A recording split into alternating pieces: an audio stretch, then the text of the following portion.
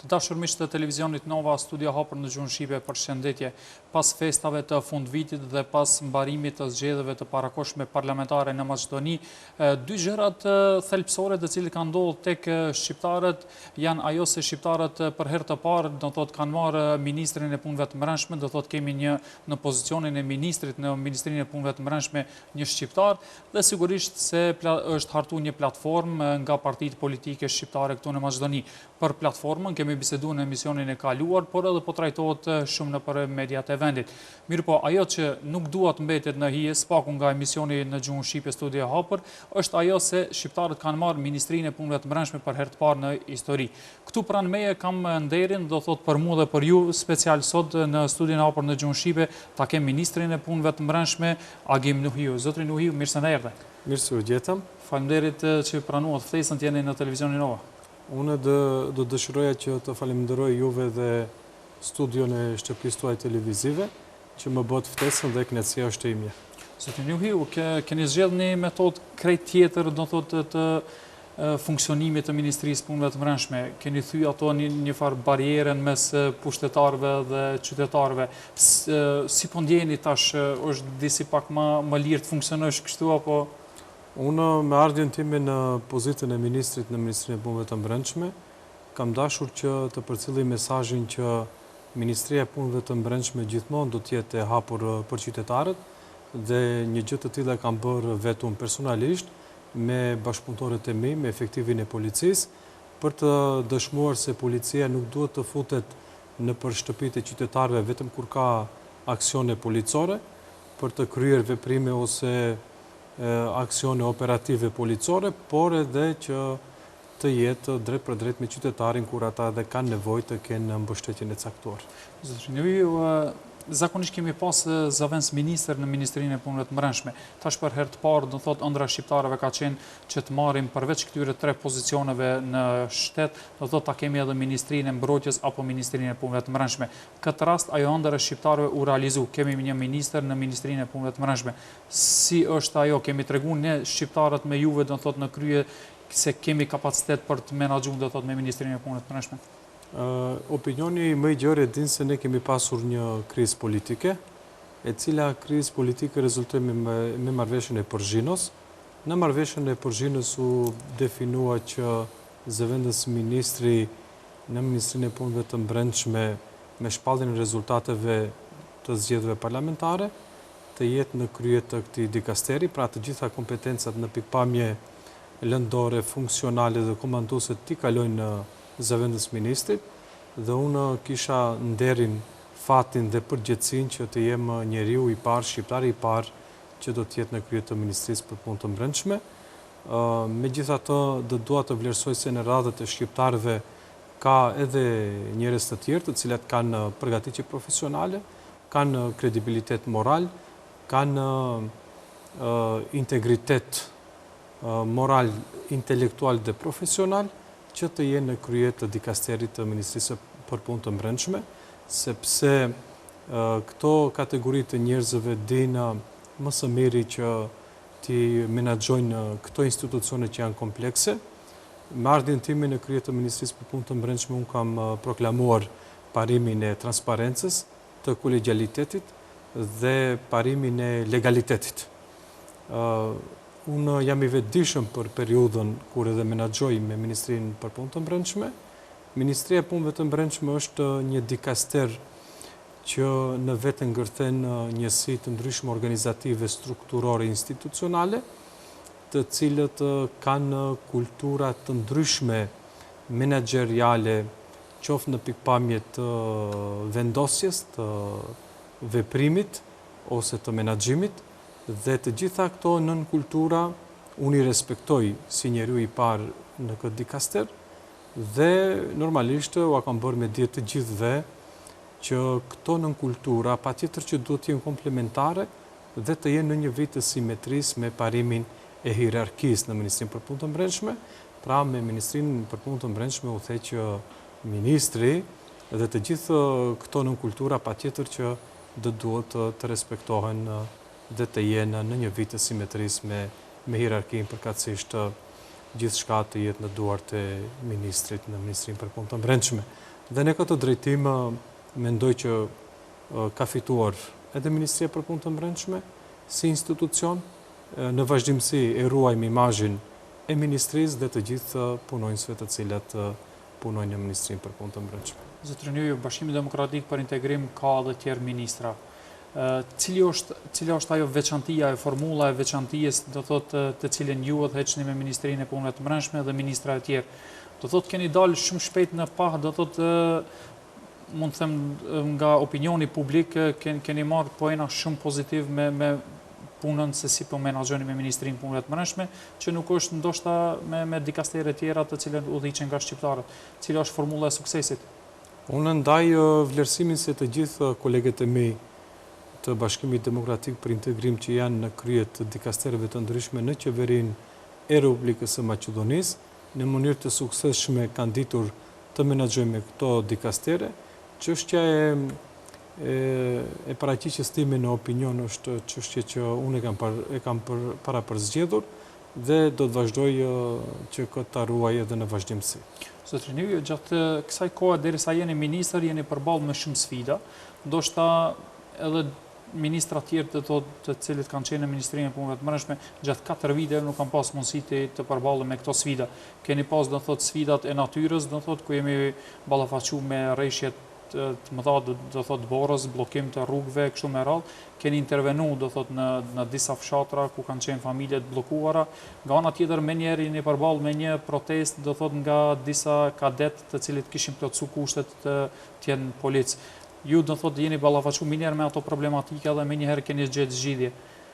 Cilat ishin ato sfidat, ndoshta ka pas edhe diçka më tjetër, për shkak se nuk jeni proklamuar shumë nëpër opinion me veprimet e juaja, mirë po këto domosdoshmërisht po dalin tek opinioni publik. Ministria e Punëve të Brendshme ka edhe sfida të tjera, të cilat janë komplekse, dhe dua të potencoj edhe krizën që kemi me migrantët, dhe kjo sfidë vazhdon që të jetë aktuale dhe sot e kësaj dite. Në këtë drejtim ne kemi vështirësi në pikpamje të mungesës së protokoleve për riadhesim të migrantëve me vendet e regionit përkatësisht me vendet nga ata vinë. Po ashtu kemi edhe sfidën që kanë të bëjnë drejt për drejt me indikacionet për terrorizmin organizuar dhe ekstremizmin e dhunshëm. Në këtë drejtim Qeveria e Republikës së Maqedonisë ka hartuar një strategji kundër terrorizmit të organizuar, ekziston edhe plani aksional dhe ne si Ministri për Punë të Brendshme jemi duke ndjekur të gjitha indikacionet edhe në këtë segment. Po ashtu një sfidë e veçantë që dua të them para opinionit juaj është edhe çështja e aktiviteteve që kanë të bëjnë me reformimin e sistemit të sigurisë dhe kundër zbulimit dhe normalisht çështje të tjera të cilat ne I kemi rutinore. Unë duke përfaqësuar edhe komunitetin shqiptar në Ministrinë për Punë të Brendshme, çështjen e përfaqësimit të drejtë dhe adekuate kam ngritur si një sfidë, si një problematik, duke proklamuar atë si një masë afirmative e cila shtetin përkatësisht Ministrinë e Punëve të Brendshme ka futur në borxh në drejtim të avancimit të shqiptarëve, qoftë në vijë horizontale, qoftë në vijë vertikale. Ministër, si e gjetët gjendjen në Ministrinë e Punëve të Brendshme? Ishte udhëheq, do thotë kishim një udhëheqës nga VMRO DPMN-ja, pastaj ishte një kohë shumë të shkurtër, do thotë Oliver Spasovski, pastaj erdhët ju në krye të ministrisë. Si e gjetët gjendjen? Kishin të mundësi, do thotë, të shihni gjanat se si kishin menaxhuar ato ministrinë? Unë kam trashëguar Ministrinë për Punë të Brendshme nga zoti Spasovski. Ministria ka qenë në gjendje të kënaqshme në pikpamje të organizimit dhe të sistematizimit të punëve. Njerëzit të cilët janë të sistematizuar në nivel të kabinetit ministror, ata e kryen detyrat e veta në mënyrë profesionale dhe jam I kënaqur deri më tani me me suportin, me mbështetjen dhe me bashkëpunimin që kam nga këto njerëz, po ashtu edhe struktura tjera heterogjene, qoftë në Byron për siguri publike, qoftë në Drejtorinë për siguri dhe kundër zbulim, edhe aty ne kemi njerëz të cilat janë profesional dhe i kryejnë detyrimet ashtu siç parashifen me ligjin për punë të brendshme dhe me ligjin për policin, përfshirë edhe aktet tjera në ligjore, udhëzimet dhe rregullativa tjera që e rregullojnë më së afërmi çështjen e punës, përkatësisht autorizimeve që duhet t'i kryejnë punonjësit në këtë dikastere. Pak më parë potencuat se përfaqësimi i shqiptarëve në këtë ministri është në nivel të kënaqshëm. Partitë opozitare zakonisht do thotë kanë kritikuar dhe vazhdojnë të kritikojnë në atë se shqiptarët janë të diskriminuar pothuajse në të gjitha dikasteret. Si qëndron edhe një herë për shkak se kohë më parë në intervistë që keni dhënë do thotë pikërisht për televizionin Nova, keni potencu shifra do thotë se sa është përfaqësimi i shqiptarëve në Ministrinë e Punëve të Brendshme. Mund t'i përsërisim edhe një herë këto shifra? Sigurisht që unë kam bërë publike disa herë që Ministria për Punë të Brendshme duke pas përballë natyrën e organizimit strukturor të saj, dua të them që në Byron për siguri publike përfaqësimi i shqiptarëve është diku rreth 20%. Në Drejtorinë për siguri dhe kundër zbulim përfaqësimi i shqiptarëve është rreth diku 12%, kurse në Departamentin për çështje administrative civile përfaqësimi i shqiptarëve është rreth 30%. Dua të them që në Departamentin për çështje administrative civile në vej vertikale shqiptarët janë të përfaqësuar me pozitë më të lartë, aty kemi ndihmës ministër, po ashtu edhe në Departamentin për marrëdhënie ndërkombëtare dhe aty shqiptarët janë të përfaqësuar me ndihmës ministër. Ne kemi edhe struktura të tjera ku janë udhëheqësit shqiptar, megjithatë dua të potencoj nevojën që përfaqësimi i drejtë, sidomos në vijë vertikale, duhet të plotësohet edhe në vazhdimsi, me theks të veçantë të njësitë speciale, ku aty tek njësia Tigrat shqiptarët nuk janë të përfaqësuar as pak, kurse në njësi tjera speciale aty kemi një përqindje simbolike të shqiptarëve. Kam alarmuar edhe bashkëpunëtorët brenda ministrisë, por edhe miqët tanë ndërkombëtar që në një të ardhme të afërt këtu ne të kemi programe adekuate që do të mundsojmë inkuadrime të reja dhe mbështetje profesionale që të mundë ne të inkuadrojmë dhe të mbështesim në strukturat e këtyre njësive speciale edhe pjesëtar të komuniteteve tjera në vend. Zemërin, se pse nuk ndodh kjo? Pse shqiptarët dhe komunitetet tjera nuk kanë një përfaqësim më të lartë? Nuk i plotësojnë kriteret, zakonisht se si është ajo paragjykimi, do thotë se nuk janë plotësuar për shkak kritereve, apo thjesht ka diçka mbrapa? Unë nuk mund të jap një përgjigje konkrete, megjithatë dua të them se shqiptarët, punonjësit e policisë që vinë nga komuniteti shqiptar, por edhe nga komunitetet tjera jo shumicë në Maqedoni, ata janë të aftë dhe në qoftë se do të kenë nevojë për një mbështetje profesionale, pikërisht ne me partnerët tanë ndërkombëtar kemi kërkuar që ata edhe të kenë një mbështetje të tillë që të mund edhe të inkuadrohen në njësitë speciale të Ministrisë për Punë të Brendshme. Dy herë deri tash i përmendet faktorin ndërkombëtar. Skeptikët kanë thënë se tek faktori ndërkombëtar ministrat shqiptar nuk po gjejnë atë komoditetin, si të them, atë praninë. Për dallim prej jush, ju do të thotë prej kur keni ardhur në pozicion keni realizuar takime me ambasadorin e Shteteve të Bashkuara të Amerikës në Shkup, me ambasadorin e Bashkimit Evropian dhe të disa shteteve mike, do thotë Maqedonisë, si është Slovenia, Slovakia, kështu me radhë. Prapë po vim të ajo formula e suksesit. Si erdhi deri te ky bashkëpunim? Me njëherë t'ju presin, do thotë në zyre, të bëjnë takime, do thotë me jush dhe të hartoni strategji për Ministrinë e Punëve të Brendshme.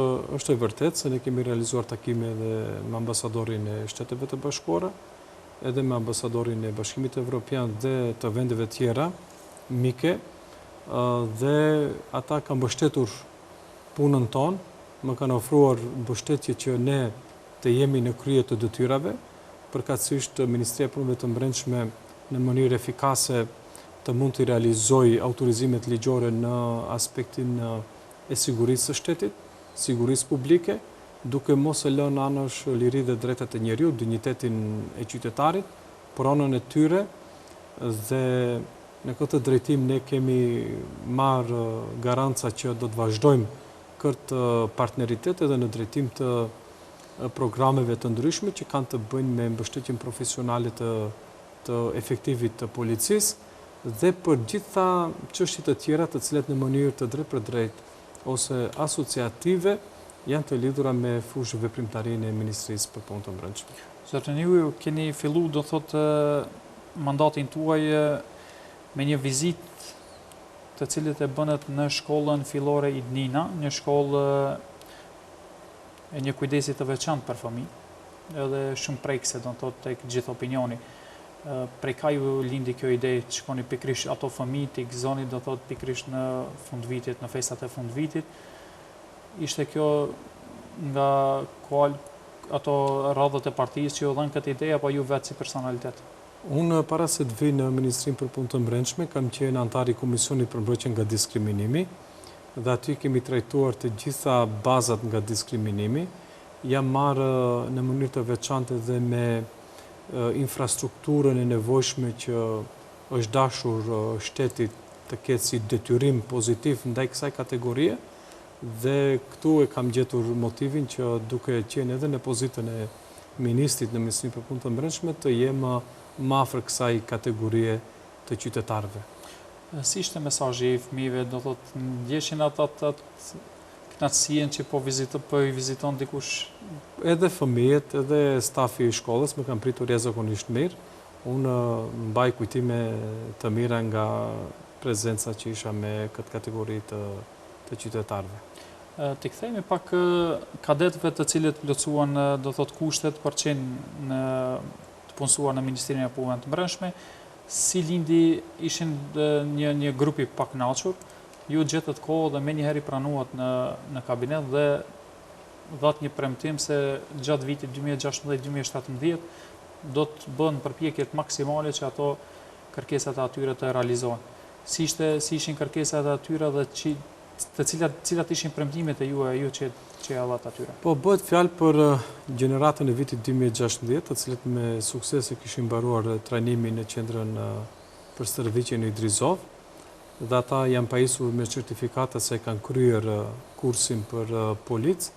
Megjithatë, në këtë periudhë kishim pengesa ligjore që ata edhe të fillojnë me punë. Ata paralajmëruan protesta, ishin edhe përpara Ministrisë për Punë të Brendshme. Unë i ftova që të vinë në kabinetin tek unë dhe kam dëgjuar kërkesat e tyre dhe u zotova që menjëherë do të marrë veprimet e caktuara administrative brenda ministrisë. Jam drejtuar Ministrisë së Financave që të sigurojmë pëlqime financiare dhe Komisionit Shtetëror për Pengim nga korrupsioni që të mundemi ne të kemi mbulesë juridike jo vetëm për mua, por edhe për kolegët tanë të rinj, që ata të fillojnë një karrierë në Ministrinë për Punë të Brendshme pa ndonjë pengesë ose tëmet juridike.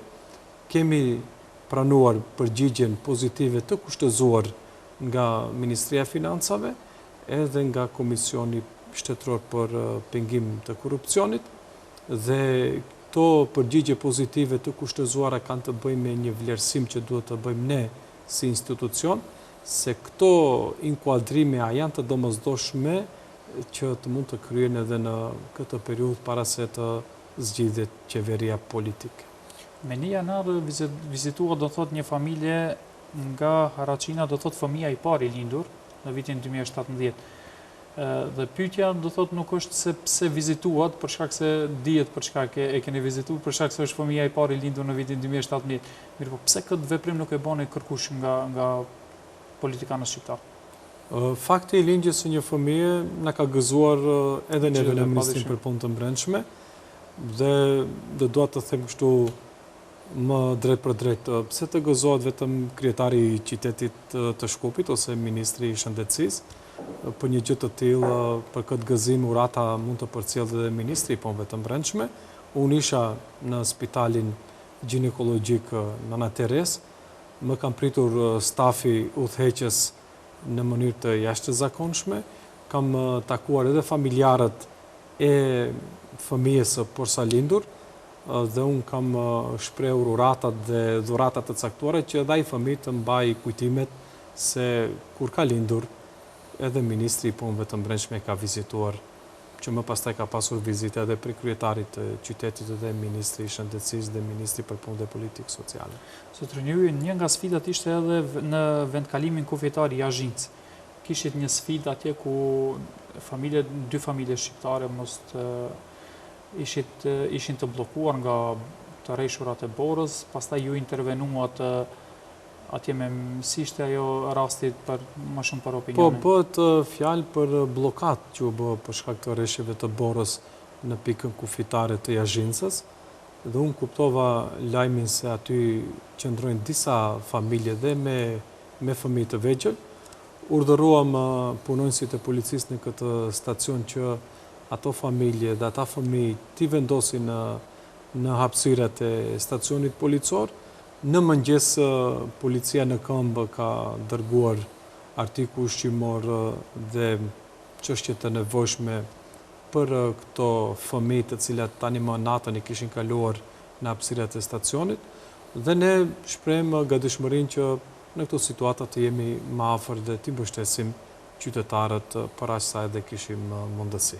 Shumë shpejt keni reaguar edhe në kohën kur erdhi lajmi se temperaturat do të bien shumë dhe keni dalë në për qytet me policët, edhe keni alarmu tek personat të cilët nuk kanë pas të rregulluar stacionimin e tyre në për shtëpi, për ambiente, kështu gjëra, që t'i largojnë nga rrugët për mos të ardhur deri te si ishte kjo, pse kjo ide? Po edhe këtu unë kisha... Pse Ministria e Punës dhe Politikës Sociale mos të reagon, po Ministria e Punës të Brendshme? I cili ka ardhur në pozicion vetëm një kohë shumë të shkurtër. Unë t'ju them të vërtetën, në atë aksion kishim edhe përfaqësues që vinin nga Ministria për Punë dhe Politikë Sociale, ishte drejtoresha e Qendrës për Punë Sociale në Shkup. Iniciativa ishte e jona, për faktin se doja që policia të jetë edhe më afër kësaj kategorie, sepse aspekti social dhe aspekti human është pjesë integrale edhe e punonjësve të policisë. Zotëri Ministër, një nga buj gjithashtu të madhe ka bërë edhe vizita juaj në kampin e emigrantëve, do thotë disa emigrantëve të cilët kanë ardhur nga konfliktet e lindjes së mesme. Keni takuar atje fëmijë ku keni dhënë përgledhje, dashuri shumë për ato fëmijë, do thotë në këto ditë shumë të vështira për to. Në atë aspektin njerëzor, pak keni ngrit, do thotë, atë vetdijen përgjithshme qytetare, do thotë se duhet çdo kusht të përkujdeset. Dhe sidomos tek opinioni është i shqiptarëve, do thotë këtu në Maqedoni është bërë një opinion se Ministria e Punëve të Brendshme tek emigrantët, do thotë, ka treguar vetëm ato shufrat dhe dajakun. Me ardhin tuaj në Ministrinë e Punëve të Brendshme keni dhënë dashuri dhe përkthjelje. Po unë pikërisht do dua që edhe me aktivitetet që do të ndërmarr derisa do të jem në pozitën e ministrit, që të bëjmë një afrim të drejt për drejt të policisë me qytetarin. Sepse policia është për të mirën e qytetarit. Shëndeti i qytetarëve, jeta e qytetarëve nuk kanë ekuivalencë. Prandaj në këtë drejtim do të mbështes çdo aktivitet që i shkojnë për shtati bashkëpunimit, përkatësisht afrimit të qytetarëve me policinë, dhe në këtë drejtim realizuam edhe vizitën në kampin në Tabanovc. Qytetarët, përkatësisht migrantët aty brenda, sidomos fëmijët, më kanë pritur shumë ngrohtë dhe po ashtu ruaj kujtime të mira nga kjo vizitë. Bëja përpjekje që për një moment të caktuar të ofroj një kënaqësi edhe atyre fëmijëve. Cila ishte brenga atyre, minister?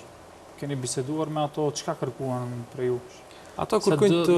Në ato momente kanë pa një dritë, do thot, në tunelin e tyre, do thot, se po i vjen një pikë shprehje. Vizita ime ishte pikërisht që të bëj një takim me fëmijët për të ofruar një kënaqësi momenti atyre, duke dëgjuar edhe të tjerët për kushtet që i kishin në qendrën e Tabanovcit dhe për mundësitë e barqës dhe lëvizjes së këtyre qytetarëve nga qendra e Tabanovcit.